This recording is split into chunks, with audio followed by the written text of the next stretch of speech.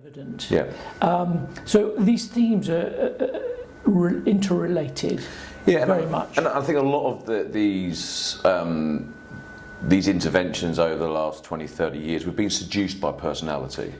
We right? have. And personality has value, we understand that, but it doesn't necessarily have the value of connecting individuals, teams to team or organisational outputs. And I think that's the impact. Yes, I mean, if I think of my own work over the last 20 odd years in selection, my clients will say to me first, can this person do the job? Yeah. What's their impact and contribution going to be? And personality is secondary. It's nice to have someone fit in and to understand what they're going to be like and where the rough edges are, but can they do the job is the first question. Well, you know that. I mean, you know my simplistic view when I look at sports teams. I mean, I am pretty sure that the sports managers don't sit there when they're looking to build a great team and the first thing they say is,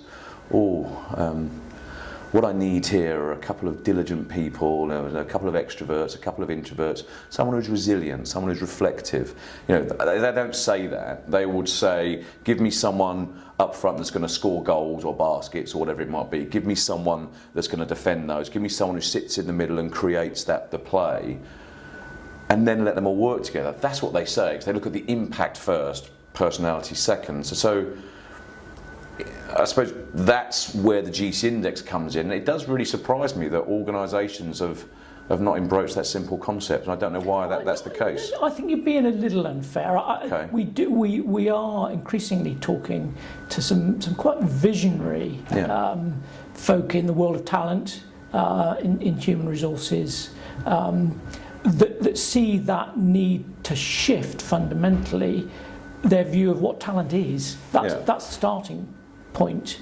As you were saying earlier, it's that seemingly simple but significant shift from saying this is what talent looks like, you must look like this, to saying, wow, you're talented, how can we use that talent? And that's quite it's probably harder work to go that route, but I think we're seeing that shift, or am I being overly optimistic? I don't know. No, we are seeing that shift. I think certainly what we're seeing is because, yes, change is ever present, right? It doesn't matter. But we're seeing the pace. You could argue we're seeing the pace of change, certainly organisational change, moving at a rate that we've never seen before. Organisations, big organisations, are changing or they have a need to change at a rapid rate. And I think the frameworks, leadership, talent frameworks that we've used before probably don't move quick enough for the adaptable change of the organisation. So I think it's how do organisations align the energy, the impacts that their people, their talent can make quickly in a language and a framework that enables them to align it to business processes much quicker. And I think that's really where organisations are starting to see that we need to align our talent to business impact and the needs of the business. And to be very concrete about that, I'm very excited that we have as one of our guests on the People Leaders series Sharon Kemp, who's the CEO at Rotherham. Right. And she is a perfect illustration of the right leader in the right place at the right time. Yeah. She had a leadership style.